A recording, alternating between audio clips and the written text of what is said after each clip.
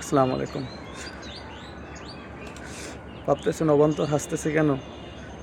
বাংলাদেশের ইলেকশন কমিশনের একটা নিয়ম দেখে। আশা করি ধৈর্য সহকারে শেষ পর্যন্ত শুনবেন। আসলে নিয়মটা ভালো যে একজন সংসদ সদস্য পদপ্রার্থীরা তার এলাকায় জাস্ট 25 লক্ষ টাকা খরচ করতে পারবে তার নির্বাচনী প্রচারণা করার জন্য। এখন এখানে হাসার কারণ হচ্ছে নিয়মটা আদতে আসলেই ভালো, কিন্তু এর কার্যকারিতা নাই, এর মনিটরিং নাই। এটা যে আসলে বাস্তবায়ন হবে এর কোনো নিশ্চয়তা নাই। বাংলাদেশ ইলেকশন কমিশন এটা কোনোভাবেই এটা যে বাস্তবায়ন করবে কোনো রকম মনিটরিং সেল কিচ্ছু করে না। জাস্ট এটা একটা ফর্মালিটি হিসেবে দিয়ে রাখছে যে মাত্র 25 লক্ষ টাকা খরচ করতে পারবে। আমার মনে হয় যে স্থানীয় সরকার প্রশাসন যে নির্বাচনগুলো হয় সেখানে সাধারণত চেয়ারম্যান পদপ্রার্থীরা এর থেকে দ্বিগুণ তিনগুণ টাকা তাদের প্রচারণার জন্য বাজেট করে রাখে। তাহলে সেখানে একটা সংসদ সদস্য নির্বাচনে একজন প্রার্থী জাস্ট 25 লক্ষ টাকা খরচ করবে, এটা ভেবে দেখেছেন? সম্ভব না, আসলেই সম্ভব না। কোনো প্রার্থী এটা করেও না, কোনো রাজনৈতিক যেগুলো হেভি ওয়েট আছে তারা তো এগুলো ধারেই ধারে না। এখন ধরে নেন যারা 25 লক্ষ টাকা, এই নিয়মটা ভালো, যদি এটা তারা মেনটেন করতো, তারা এই টাকা উঠানোর জন্য খুব একটা দুর্নীতি করা লাগতো না, প্রভাব বিস্তার করা লাগতো না, এরকম কিচ্ছু করা লাগতো না। কিন্তু যখনই আপনি দেখবেন যে একজন সংসদ সদস্য পদপ্রার্থীরা 1 কোটি 2 কোটি 3 কোটি এবং ইভেন শুনেছি অনেক জায়গায় 50 কোটি টাকা পর্যন্ত একটা এলাকার জন্য তারা বাজেট করে রাখে, তাহলে ভাবেন যে যদি তাদের সরকার চালাতে যাওয়ার যে নির্বাচন, সেখানে যাওয়ার সময় যদি তাদের এত টাকা খরচ করতে হয়, তাহলে তাদের এলাকা থেকে তাদের সে টাকাটাকে উঠাইতে হবে না, তারপরে তাদের দল চালাইতে হবে, তাদের নেতাকর্মী চালাইতে হবে। তাহলে কিভাবে ভাবেন যে সেই ব্যক্তি যে সে শুধু প্রচারণা বা তার সংসদ নির্বাচন করতে গিয়ে এত টাকা খরচ করবে, সে কিভাবে দুর্নীতি না করে তার টার্ম পূর্ণ করবে? তাহলে কি করবে? অবশ্যই সে টাকাকে রিকভার করার জন্য তাকে অবশ্যই দুর্নীতির আশ্রয় নিতেই হবে। এটা ম্যান্ডেটরি একজনের জন্য, এটা একদম পদপ্রার্থীর জন্য ম্যান্ডেটরি যে অতিরিক্ত টাকা খরচ করবে তাকে দুর্নীতির আশ্রয় নিতেই হবে। এখন আসেন যে এগুলো প্রতিরোধ কীভাবে করব।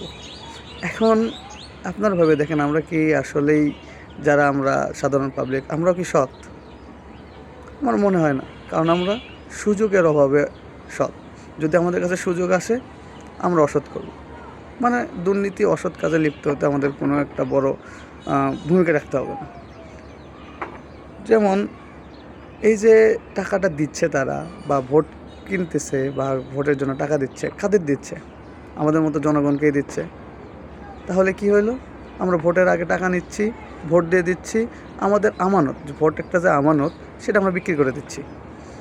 বিক্রি করে দেওয়ার ফলে সেই ভ্রষ্ট নেতা যদি এখন দুর্নীতি করে, তাহলে আমরা তাদের বিরুদ্ধে সোচ্চার হচ্ছি। কেন ভাই? আপনি তো আপনার ভোটের টাকাটা নিচ্ছেনই, নিয়ে ভোটটা তো আপনি বিক্রিই করছেন। তাহলে সে দুর্নীতি করবে না কীভাবে চালাবে, সেটা আপনি সোচ্চার হবেন বা কীভাবে রক্ষা করবেন? তাহলে আপনি টাকা নিচ্ছেন ভালো কথা, তাহলে এখন তাদের বিরুদ্ধে কথা কেন বলবেন? তাহলে আপনি যখন তাদের বিরুদ্ধে কথাই বলবেন, তাহলে টাকা কেন নেবেন? আল্লাহ তো আপনাকে একদিনের জন্য হলেও ক্ষমতা দিছে, সেই একদিনেতে ক্ষমতা ব্যবহার করেন না আপনারা। তার মানে কি, আমরা আমাদের টাকা নিয়ে আমাদের ভোটটা বিক্রি করতেছি, যোগ্য লোক দেখতেছি না, টাকা দেখতেছি, যার ফলে নেতারা যাচ্ছে, সংসদে যাচ্ছে, দুর্নীতি করতেছে, টেন্ডারবাজি করতেছে, তাদের দল চালানোর জন্য আরও যত রকমের অসৎ উপায় করা যায় করতেছে, দেশ বিক্রি করতেছে। আপনার বিরুদ্ধে কথা বলতে পারবেন না তো, কারণ আপনি নিজে অসৎ। আপনি নিজে অসৎ হওয়ার কারণে আপনি ভোটের আগে 1000-2000 টাকা করে নিতেছেন। তাহলে এই জন্য আপনাদের কাছে বিনীত অনুরোধ এবার, যে দয়ার মেহরবানি করে যারা আপনার কাছে টাকা দিতে আসবে, অন্তত এবার ভেবে নিন যে তারা সৎ মানুষ হতে পারে না। কারণ আপনার এই টাকাটা রিকভার করতে সে আপনাকে যদি 1000 টাকা দেয়, আপনার থেকে না 10-15 হাজার টাকা আপনার যে সুযোগ সুবিধা পাইতেন আপনার রাষ্ট্রের কাছ থেকে, সেটার খাত থেকে মাইরা দিব, মানে সেটা আপনার কাছ থেকে রিকভার করে নেবে। এই জন্য বলি যে এবার যে পদপ্রার্থীগুলো আছে, যারা আপনাদের কাছে ভোট চাইতে যাবে, যারা আপনাদের কাছে ইনিয়ে বিনিয়ে ইচিং বিচিং করে বা কোনায় কানায় নিয়ে যায় বলবে যে এই টাকাটা দিলাম আপনাকে, আমাকে ভোটটা দেন, মনে করবেন এটার মধ্যে সবচেয়ে বড় ঘাপলা, এই সবচেয়ে বড় অসৎ। আর আপনি যদি সেটাকে নেন তাহলে আপনি তার চেয়েও বড় অসৎ। তাহলে আপনাদের উচিত যে এবার অন্তত যোগ্য লোকটা দেখে, যে টাকার ঝঞ্ঝানানি বাদ দিয়ে যারা স্ট্যান্ডার্ড রাখে, যোগ্যতা রাখে, তাদের দেখে অন্তত আপনারা ভোটটা দিন, যাতে আপনারা পাল্টা প্রশ্ন করতে পারেন যে আমি আপনাদেরকে দিছি যে আপনি আমাদের কাজটা সঠিকভাবে করেন। আর মনে হয় যোগ্য লোককে দিলে এই প্রশ্নটা আপনাকে আর উচিত করতে হবে না, আপনি সেই অ্যাকাউন্টেবিলিটি তাদের কাছ থেকে পাবেন। কিন্তু যদি আপনি টাকা নিয়ে ভোটটা দেন তাহলে আপনার কাছে কোনো কি থাকে না, কোনো রাইট থাকে না তাকে প্রশ্ন করার, কারণ আপনি তো তাকে বেছেই দিয়েছেন। তো এই জন্য আপনাদের উচিত হবে এইবারের যে ভোটটা আছে তাদেরকেই দেওয়া যে সৎ, আপনাকে টাকা অফার করবে না। আর এবার যারা টাকা অফার করবে মনে করবেন তারা সৎ না, আর আপনার জন্য কিছু করবেও না, এটা খালি মুখের ফাঁকা বলি।